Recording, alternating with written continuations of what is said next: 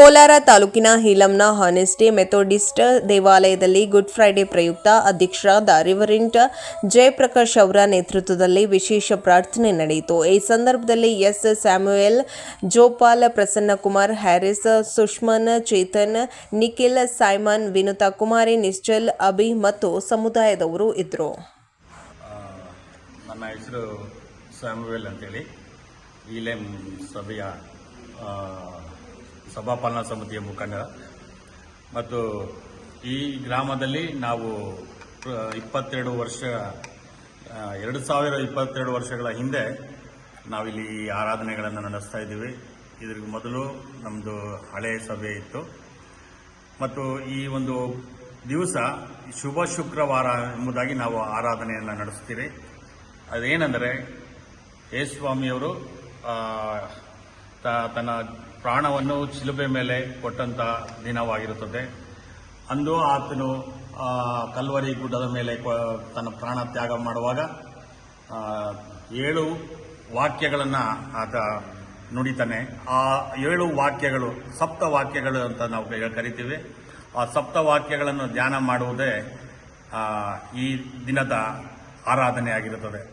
ಮತ್ತು ದೇವರು ನಮಗೆ ಈ ವಾಕ್ಯಗಳ ಮುಖಾಂತರ ಶಾಂತಿ, ಸಮಾಧಾನ ಮತ್ತು ಎಲ್ಲ ರೀತಿಯ ಆಶೀರ್ವಾದಗಳನ್ನು ನಮಗೆ ನೀಡುವಂತವನಾಗಿದ್ದಾನೆ. ಇದನ್ನು ನಮ್ಮ ಸಭೆಯ ಸಭಾಪಾಲಕರು ಮತ್ತು ಸಭೆಯವರೆಲ್ಲರೂ ಕೂಡಿ ಆರಾಧಿಸುವಂತ ದಿನವಾಗಿರುತ್ತದೆ.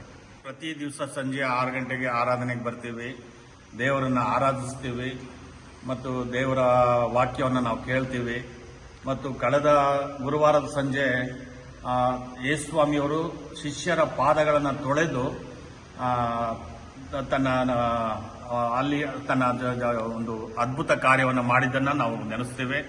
ಮತ್ತು ಅವರು ನಮಗೆ ಆ ಒಂದು ದಿವಸದಲ್ಲಿ ತನ್ನ ರಕ್ತ ಮತ್ತು ದೇಹವನ್ನು ಸಮರ್ಪಿಸುವಂತಹದ್ದನ್ನು ನಾವು ನೋಡ್ತೇವೆ. ಅದನ್ನ ನಾವು ಇಲ್ಲಿ ರೊಟ್ಟಿ ಮತ್ತು ದ್ರಾಕ್ಷಾರಸದ ರೂಪದಲ್ಲಿ ನಾವು ಅದನ್ನ ತೆಗೆದುಕೊಂಡು ನಾವು ನಮ್ಮ ಎಲ್ಲ ಪಾಪಗಳನ್ನು ನಾವಿಲ್ಲಿ ಅರಿಕೆ ಮಾಡುವಂತಹ ದಿನವಾಗಿರುತ್ತದೆ. ಮತ್ತು ಈ ದಿನ ಶುಕ್ರವಾರವಾಗಿರೋದ್ರಿಂದ ಇವತ್ತು ತನ್ನ ಪ್ರಾಣವನ್ನು ಶಿಲುಬೆ ಮೇಲೆ ಕೊಟ್ಟಂತಹ ದಿವಸವಾಗಿರುತ್ತದೆ. ಮತ್ತು ಈ ದಿನ ಆತನನ್ನು ಬಂಡೆ ಒಳಗೆ ಆತನನ್ನು ಸಮಾಧಿ ಮಾಡ್ತಾರೆ. ಸಮಾಧಿ ಮಾಡಿದ ಮೇಲೆ ಆತನು 3 ದಿವಸಗಳಾದ ಮೇಲೆ ಆತನು ಆ ಸಮಾಧಿಯ ಬಂಡೆಯನ್ನು ಒಡೆದು ಜೀವಂತವಾಗಿ ದಿವ್ಯಾರೋಹಣವಾಗಿ ಪರಲೋಕಕ್ಕೆ ಏರಿ ಹೋಗುವಂತಹ ದಿವಸವನ್ನು ನಾವು ಆಚರಣೆ ಮಾಡ್ತೀವಿ. ಅದನ್ನು ನಾವು ಪುನರುತ್ಥಾನ ಅಂತ ನಾವು ಕನ್ನಡದಲ್ಲಿ ಕರಿತೀವಿ. ಇಂಗ್ಲಿಷ್ನಲ್ಲಿ ಅದನ್ನ ಈಸ್ಟರ್ ಆರಾಧನೆ ಅಂತೇಳಿ ನಾವು ಕರಿತೀವಿ. ಈ ಆರಾಧನೆ ನಮ್ಮ ಸಭೆಯಲ್ಲಿ ಭಾನುವಾರ ಮಧ್ಯಾಹ್ನ ಬೆಳಗ್ಗೆ 11 ಗಂಟೆಗೆ ಪ್ರಾರಂಭವಾಗುತ್ತದೆ. ಈ ಆರಾಧನೆಯಲ್ಲಿ ನಾವೆಲ್ಲರೂ ಕೂಡಿ ದೇವರನ್ನ ಆರಾಧಿಸುತ್ತೇವೆ ಮತ್ತು ಸ್ತುತಿಸುತ್ತೇವೆ, ಆತನಿಗೆ ಸ್ತೋತ್ರಗಳನ್ನು ಅರ್ಪಿಸುತ್ತೇವೆ. ಸರಿಗಳು ನಮ್ಮಲ್ಲಿ ಕ್ರಿಸ್ಮಸ್ ಆರಾಧನೆ ಅದು ವಿಶೇಷವಾದದ್ದು. ಜನನ ವಿಷಯವಾಗಿ ಅವತ್ತು ನಿಮಗೆ ತಿಳಿಸಿದ್ದೀನಿ. ಮತ್ತು ಹೊಸ ವರ್ಷದ ಆರಾಧನೆಯಲ್ಲಿ ನಾವು ಹೊಸ ವರ್ಷವನ್ನ ನಾವು ಬರಮಾಡಿಕೊಳ್ಳುವಂಥದ್ದು. ಮತ್ತು 3ನೇದು ಬೂದಿ ಬುಧವಾರ ಎಂಬುದಾಗಿ ನಾವು ಕರಿತೇವೆ. ಬೂದಿ ಬುಧವಾರ ಅಂತ ಹೇಳುವಾಗ ಯೇಸುಸ್ವಾಮಿಯವರು ಶಿಲುಬೆ ಮೇಲೆ ತನ್ನ ಪ್ರಾಣ ಕೊಡುವುದಕ್ಕಿಂತ ಮುಂಚೆ 40 ದಿವಸ ಆತನು ಪಟ್ಟಂತ ಶ್ರಮೆ ಮತ್ತು ಆತನ ಪಟ್ಟಂತ ನೋವು, ಹಿಂಸೆಗಳನ್ನು ನೆನೆಸುವಂತ ದಿನಗಳನ್ನು ನಾವು ಇದು ಮಾಡ್ತೀವಿ. ಈಗ ಗುಡ್ ಫ್ರೈಡೆ ಮತ್ತು ಗುಡ್ ಫ್ರೈಡೆಗೆ ಮುಂಚೆ ಇನ್ನೊಂದು ನಾವು ಇದು ಮಾಡ್ತೀವಿ. ಕಳೆದ ಭಾನುವಾರ ನಾವು ಆಚರಣೆ ಮಾಡಿದ್ವಿ. ಯೇಸುಸ್ವಾಮಿಯವರು ಯೆರೂಸಲೇಮ್ ಪಟ್ಟಣವನ್ನ ಹೋಗುವಾಗ ಕತ್ತೆ ಮರಿ ಮೇಲೆ ಆತನು ಅರಸನಂತೆ ಪ್ರಯಾಣ ಮಾಡುವಂಥದ್ದನ್ನು ನಾವು ನೋಡ್ತೀವಿ. ಮತ್ತು ಈ ದಿನ ಶಿಲುಬೆ ಮೇಲೆ ತನ್ನ ಪ್ರಾಣವನ್ನು ಸಮರ್ಪಿಸುವಂತಹದ್ದನ್ನ ನಾವು ಆಚರಣೆ ಮಾಡಿದ್ದೇವೆ. ಮತ್ತು ಭಾನುವಾರ ನಮ್ಮ ಪುನರುತ್ಥಾನದ ಆರಾಧನೆಯನ್ನ ನಾವು ಆಚರಿಸ್ತಾ ಇದ್ದೇವೆ.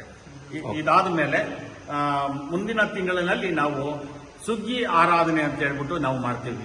ಸುಗ್ಗಿ ಹಬ್ಬ ಅಂತೀವಿ ಮತ್ತು ಸುಗ್ಗಿ ಆರಾಧನೆ ಅಂತಾನು ನಾವು ಕರಿತೀವಿ. ಅದಕ್ಕೆ ನಾವು ಬೆಳೆದಿರುವಂತ ದವಸ ಧಾನ್ಯಗಳು ಮತ್ತು ತಮ್ಮ ವಸ್ತುಗಳ ಮುಖಾಂತರ ಇನ್ನು ಬೇರೆ ಬೇರೆ ರೀತಿಯಲ್ಲಿ ದೇವರಿಗೆ ತಂದು ನಾವು ಅದನ್ನು ಸಮರ್ಪಣೆ ಮಾಡುವಂತದನ್ನ ಸುಗ್ಗಿ ಆರಾಧನೆ ಅಥವಾ ಸುಗ್ಗಿ ಹಬ್ಬ ಅಂತೇಳಿ ನಾವು ಕರೆದು ಅದನ್ನ ಆಚರಣೆ ಮಾಡ್ತೀವಿ. ಇದು ನಮ್ಮ ಸಭೆಯಲ್ಲಿರುವಂತ ವಿಶೇಷ ದಿನಗಳು ಅಂತ ನಾನು ಹೇಳಲಿಕ್ಕೆ ಇಷ್ಟಪಡ್ತೀನಿ.